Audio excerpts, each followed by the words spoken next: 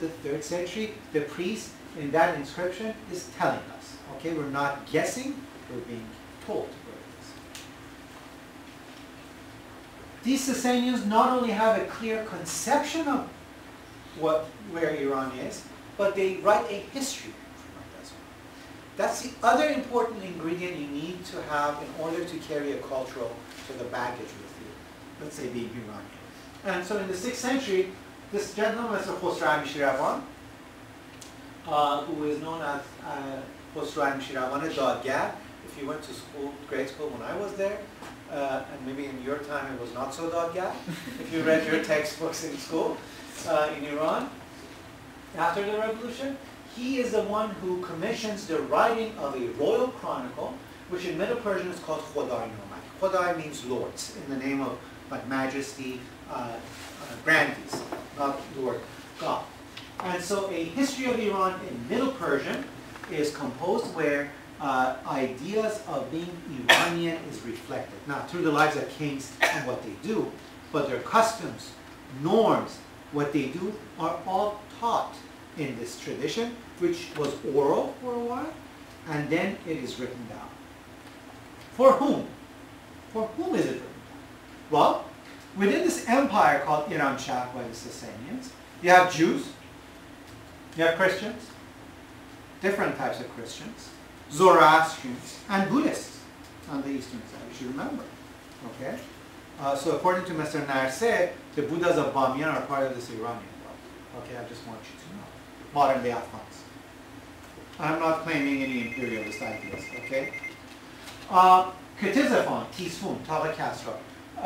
This is the capital where it is probably one of the 2 largest cities in late antiquity. Okay? One of the 2 largest cities in antiquity.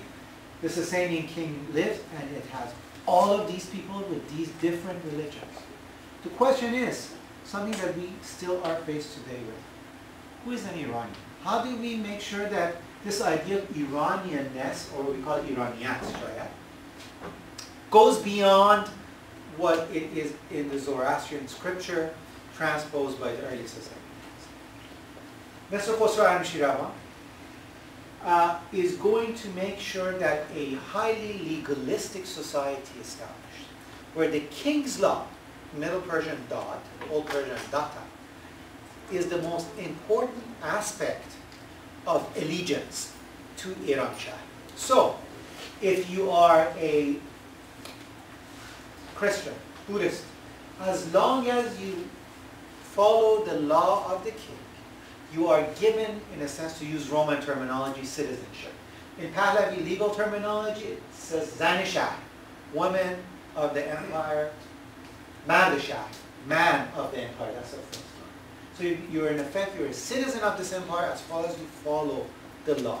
What has happened is you've moved away from a religious association, which still exists, to a different idea of being Iranian. This is a huge leap in the 6th century. It's important because if this hadn't happened, in many ways, this idea of Iranian identity may have not survived. So much so that, let's say, in the Sasanian period, there were 2 Jewish communities that were quite sort of important. One in Palestine, one in Mesopotamia.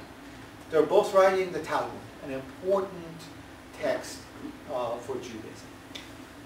The Jews in Palestine were making fun of the Jews in Iran. They were saying, these guys are completely different. They wear these funny caps, and they wear these funny belts. They've gone completely, as they say, Persian, meaning Iran. What has happened is if you are part of this system and work within the system, you're given a rank. And those in Iran in late antiquity, Sasanian period, had rank and position if they had the cap and the belt. So we know the Jews are part of this administration and they're working on it, and they have co-opted themselves into the society.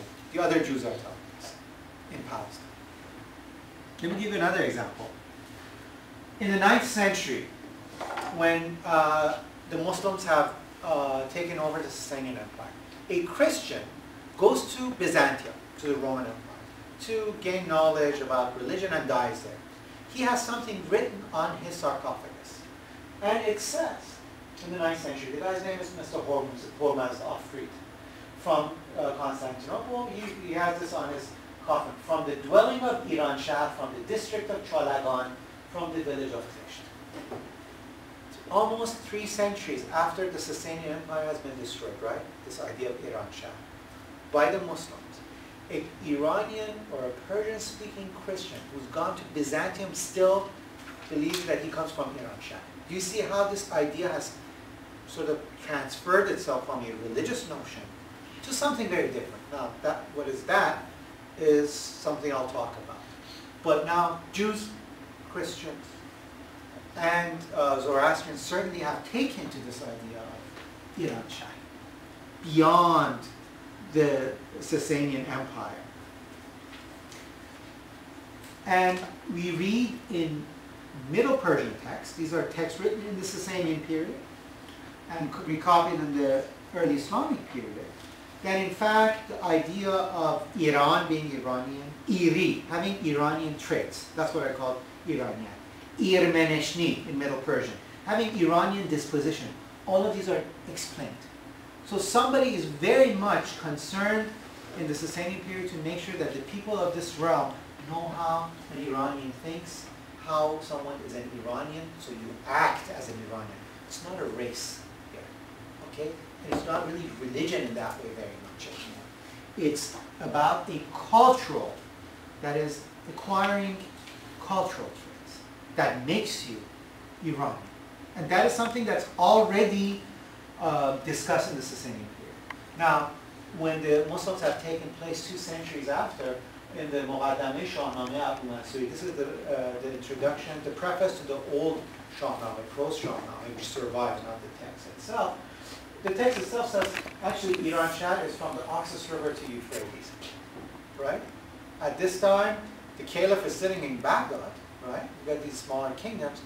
Still, people who live on the east side of the Dejle, Tigris, they think Iran Shah is all the way from what is Turkmenistan, or not Turkmenistan, but Uzbekistan, all the way to Iraq. Okay? So there are these notions of Iran going on and surviving beyond political realities. And one of the main ways in which this culture was acquired was this Khodainameh of the 6th century to the Shahnameh of the 10th century, which is just a translation and editions and so on. It's this text now, as the Avesta begun to create this identity, the Shahnameh carries this identity. Okay? How important the Shahnameh is? The Islamic, or you should say Muslim, kingdoms on the Iranian plateau and Central Asia. The Tahirids, the Safarids, the Buyids, the Samanids, the Ziyarids.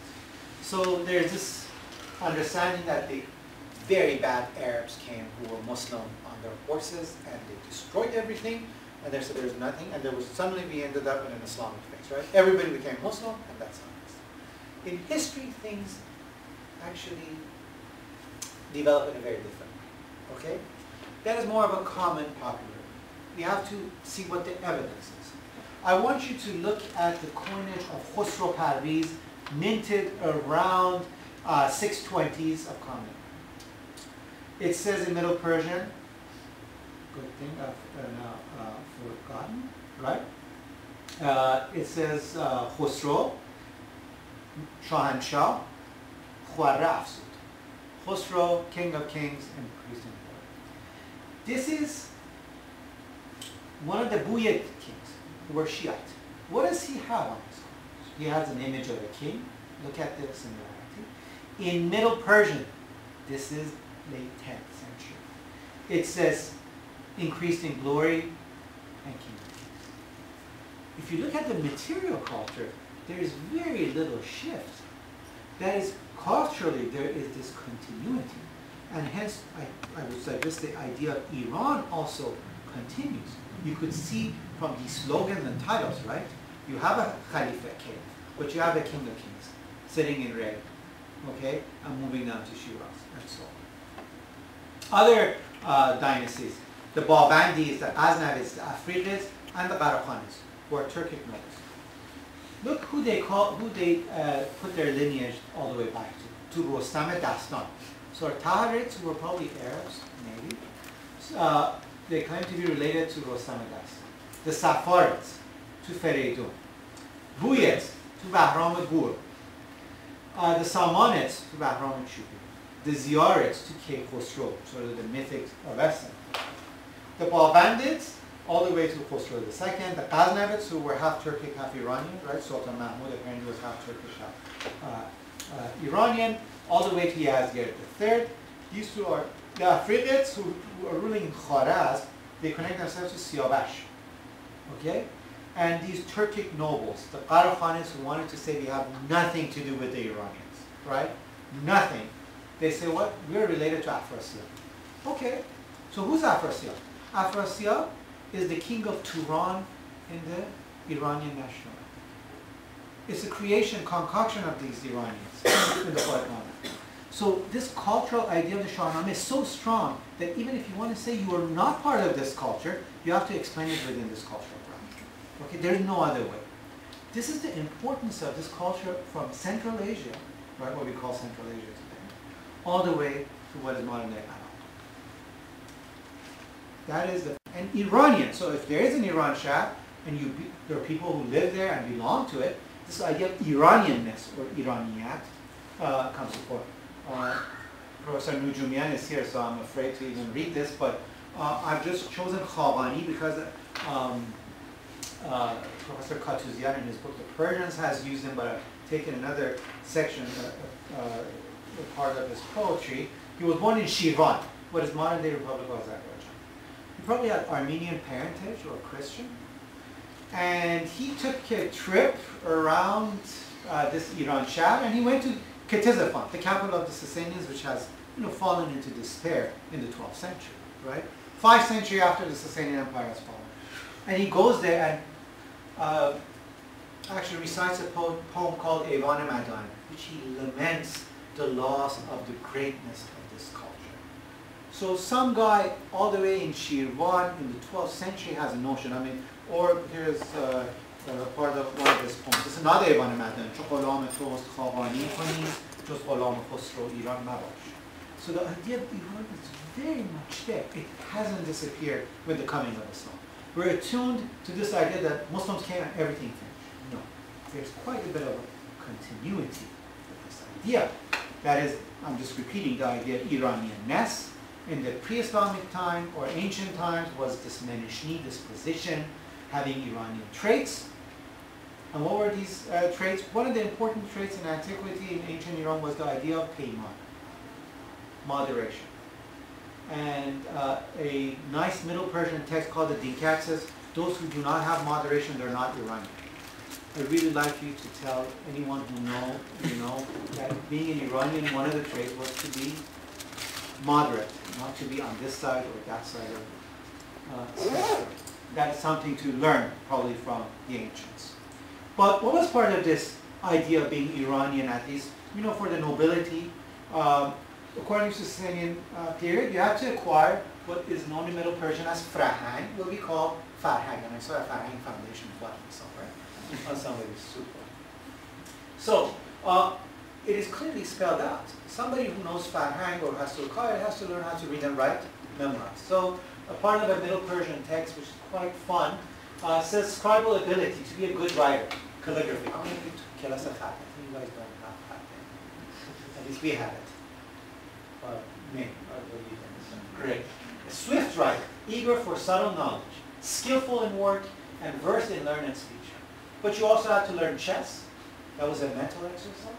That is something that the Sasanians redid the rules of the game, and we have the first manual on how to play chess in the world in Middle Persian from the Sasanian. That is gift of this, so the part of this Iran.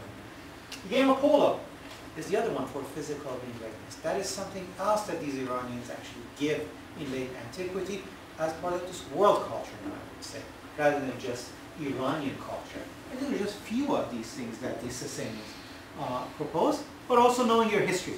It says you should know your religion, but you should know your history, the past. And that is something important. So you should know your history. Okay, if you ask why, you should take history class. So, what happened with the Muslim conquest in the 7th century? Well, there's continuity. I hope I've tried to show. This one is from Chal Tarakhan, close to Ray. This is an early Islamic sort of palace stucco.